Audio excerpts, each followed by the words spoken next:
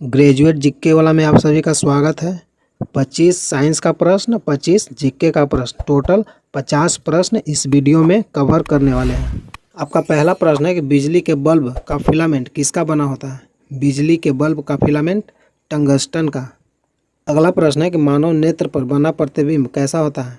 मानव नेत्र पर बना प्रतिबिंब वास्तविक और उल्टा होता है। वास्तविक और उल्टा। अगला प्रश्न है कि पृथ्वी पर कुल जल पानी का भंडार कितना है? पृथ्वी पर कुल जल का भंडार कितना है? 2.7% जो पीने लायक पानी है। अगला प्रश्न है कि दूध की शुद्धता किससे मापी जाती है? दूध की शुद्धता लैक्टोमीटर से। अगला प्रश्न है कि ध्वनि के शोरगुल का मापन किससे होता है? ध्वनि का शोरगुल का मापन डेसिबल से। डेसिबल। अगला प्रश्न है कि बायोगैस में मुख्यतः क्या पाया जाता है? बायोगैस में मीथेन। मीथेन का सूत्र होता है CH4। अगला प्रश्न है कि माइक्रोफोन का आविष्कार किसने किया? माइक्रोफोन का आविष्कार ग्राहम बेल। अगला प्रश्न है कि मधुमेह रोग किससे होता है?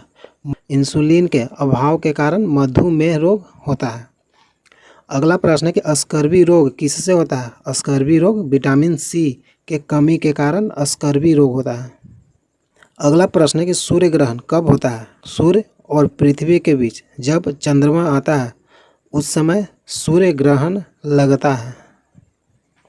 अगला प्रश्न है कि पेसमेकर किससे संबंधित है? पेसमेकर हृदय से संबंधित है, हार्ट।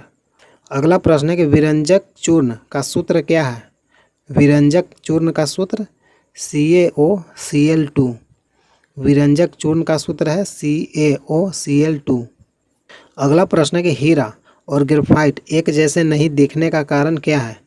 क्योंकि दोनों के कार्बन परमाणुओं की संरचना अलग अलग होती है।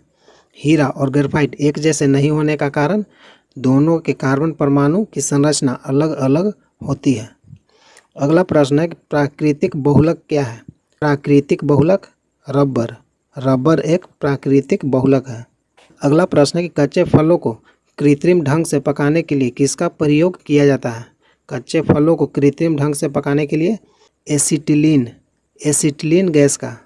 अगला प्रश्न है कि मस्तिष्क और मेरुरज्जु को ढकने वाली झिल्लियों में सूजन आ जाने से कौन सा रोग होता है?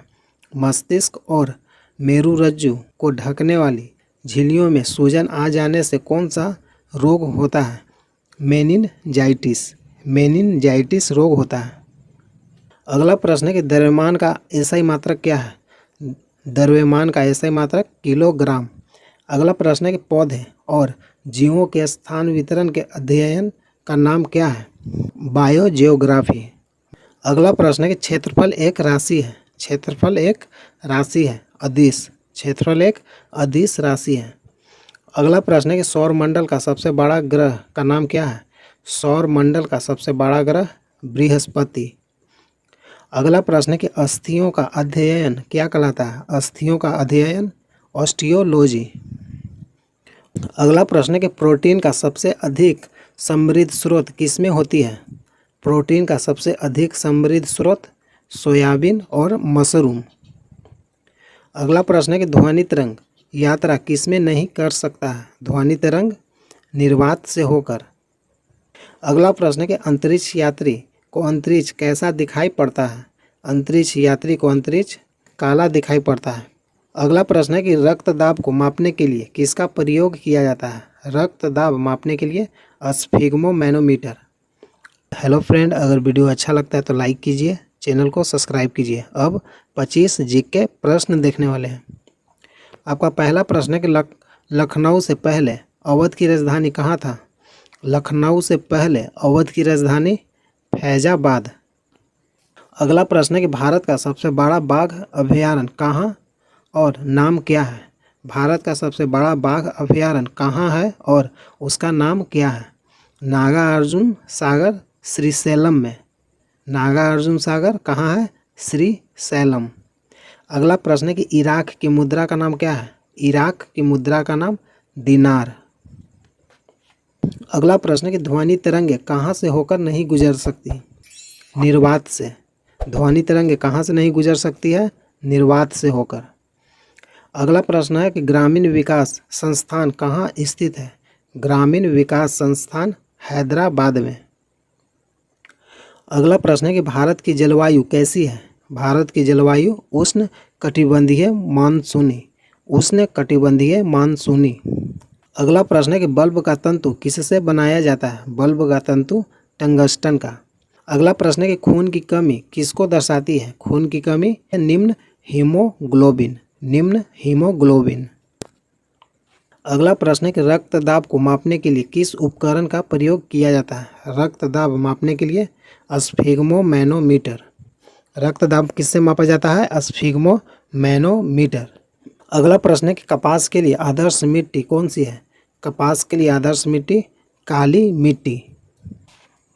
अगला प्रश्न है कि किसने 1857 के विद्रोह को स्वतंत्रता का प्रथम भारतीय संग्राम कहा था? बीडी सावरकर।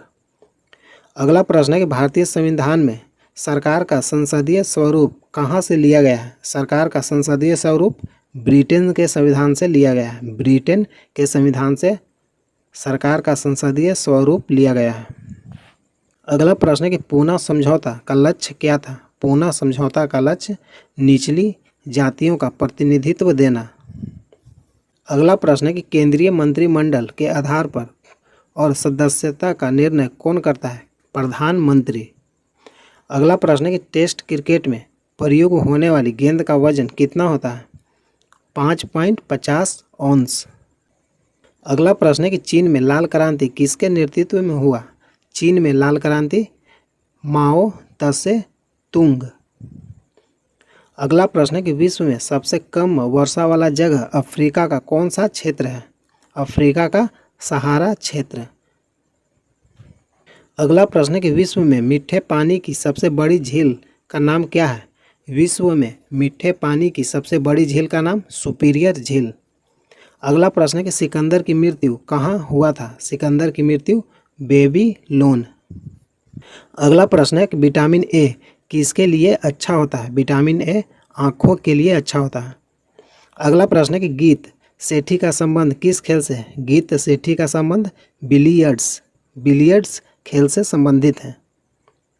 अगला प्रश्न है कि विटामिन B12 में क्या पाया जाता है? विटामिन B12 में कोबाल्ट। अगला प्रश्न है कि डायनामाइट में मुख्य रूप से क्या पाया जाता है?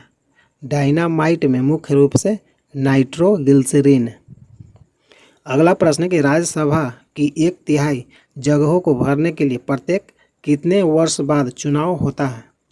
2 वर्ष बाद। अगला प्रश्न है कि विश्व एड्स दिवस कब मनाया जाता है? विश्व एड्स दिवस 1 दिसंबर को। विश्व एड्स दिवस कब मनाया जाता है? 1 दिसंबर को। हेलो फ्रेंड, इस वीडियो में मैंने टोटल 50 प्रश्न, 25 जीके, 25 साइंस का जो प्रीवियस ईयर जो पिछले साल पूछा था, मैंने इस वीडियो में मैंने 50 प्रश्न करवा दिया। अगर वीडियो अच्छा लगता है तो लाइक कीजिए, चैनल को सब्सक्राइब कीजिए। अगर आप प्रीवियस ईयर प्रश्न देखना चाहते हैं तो चैनल को ज़रूर सब्सक्राइब कीजिए और वीडियो अच्छा लगता है तो लाइक कीजिए। यहाँ तक वीडियो देखने के लिए धन्यवाद। जय हिंद, जय भारत।